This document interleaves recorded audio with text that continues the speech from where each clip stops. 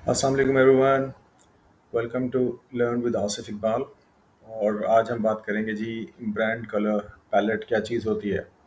और इससे पहले जो हम कर चुके हैं जी ब्रांड बिल्डिंग कर चुके हैं, ब्रांड कैसे होता है, क्या होता है, लोगों कैसे बन, लोगों में क्या क्या चीज़ें होनी चाहिए, और ब्रांड के एस्थेटिक्स क्या होते हैं, मार्केटिंग एडवर्टाइजिंग क्या होती है, सारी चीज़ें हम ऑफ़र बनाना सीख चुके हैं।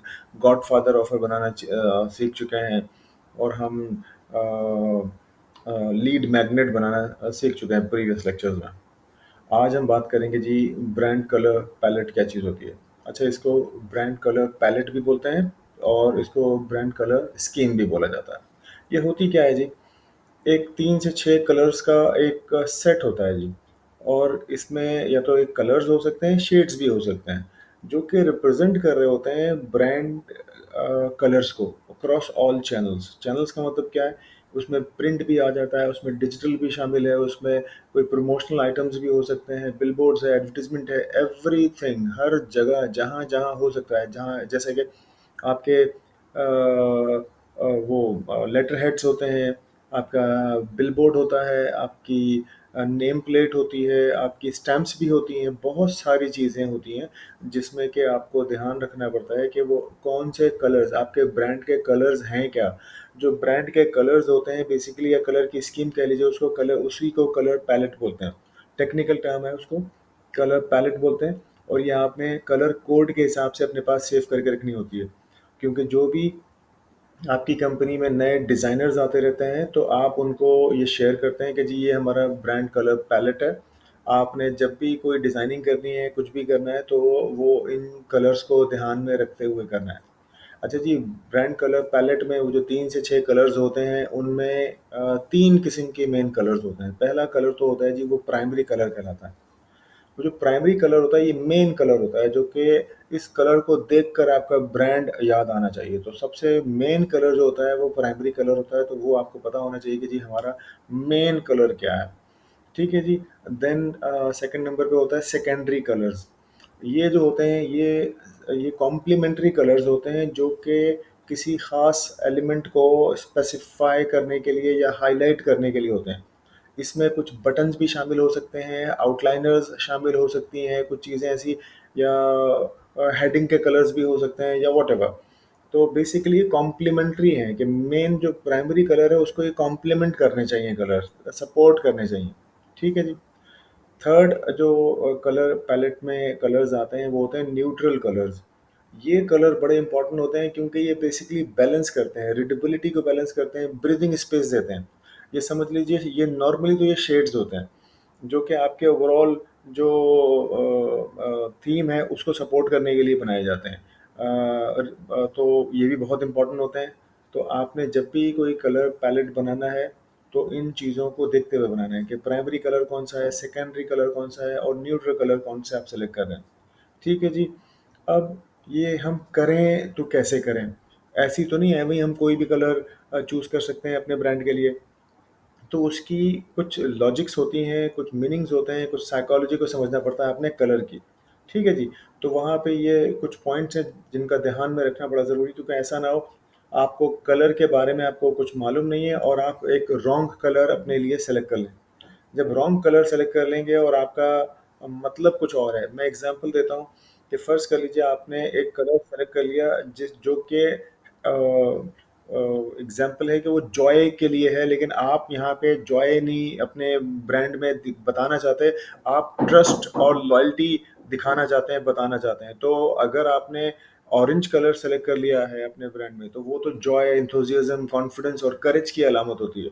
तो और पता चला आप जो है विजडम, ट्रस्ट, लॉयल्टी, डेप्थ और फेथ की बात कर रहे थे, स्टेबिलिटी की बात कर रहे थे, तो आपको चूज करना चाहिए था ब्लू कलर का कोई शेड। ठीक है जी। तो बहुत इंपॉर्टेंट होता है कि आपने कलर्स को, कलर्स की साइंस को, साइकोलॉजी को, उनके मीनिंग्स को समझ के काम करें। ये चंद कलर्स हैं जो मैंने मेंशन किए हुए हैं। मिसाल के तौर पर रेड कलर है, रेड कलर शो करता है पैशन को, लव को, पावर को, एनर्जी को, स्ट्रेंथ को, डिज़ायर को।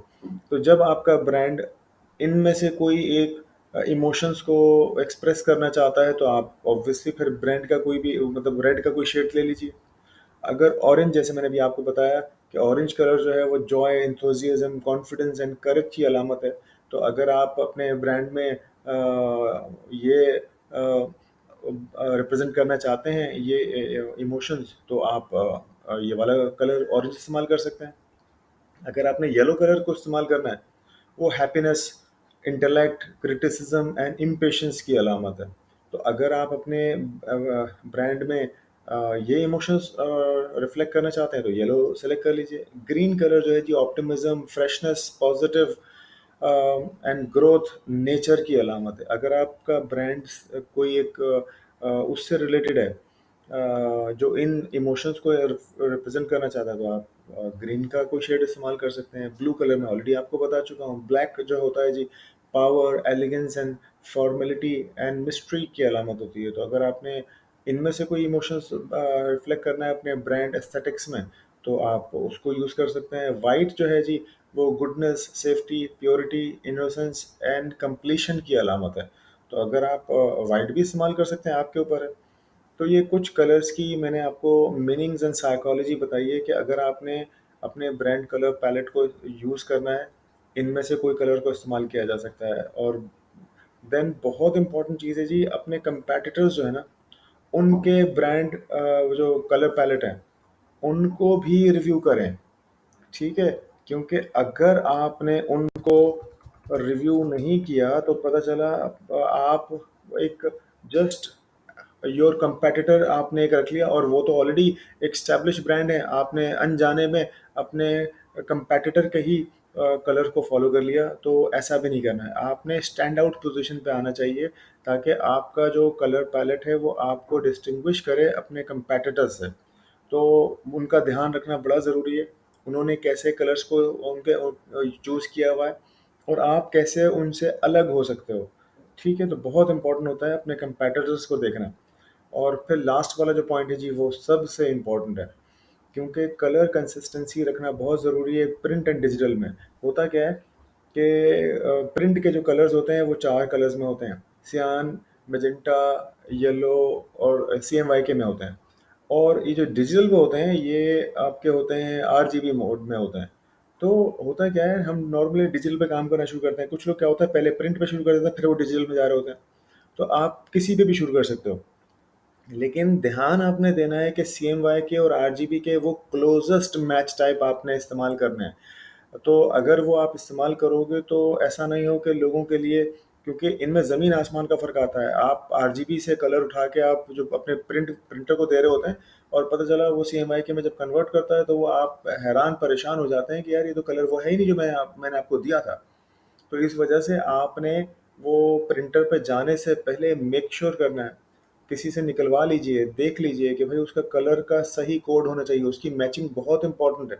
अगर आपने डिजिटल बना लिया है तो आपने उसका CMYK का एक कलर मैचिंग कोड बहुत ज़रूरी है कि वो निकालें, और वो कंसिस्टेंसी होनी चाहिए उसके अंदर।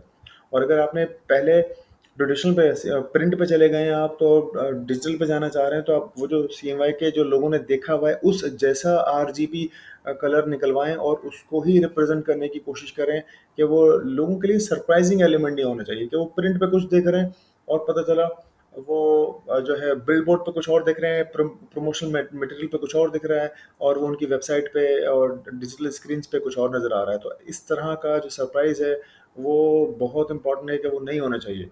कंसिस्टेंसी बहुत इंपॉर्टेंट है कलर के अंदर।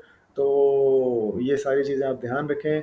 आई होप कि आप इन चीज़ों का ख्याल रखेंगे और अपना कलर पैलेट बनाएंगे इन जो चीज़ें मैंने आपको बताई इन सब चीज़ों को मद्देनज़र रखते हुए। ठीक है जी, बहुत बहुत शुक्रिया, थैंक यू वेरी मच।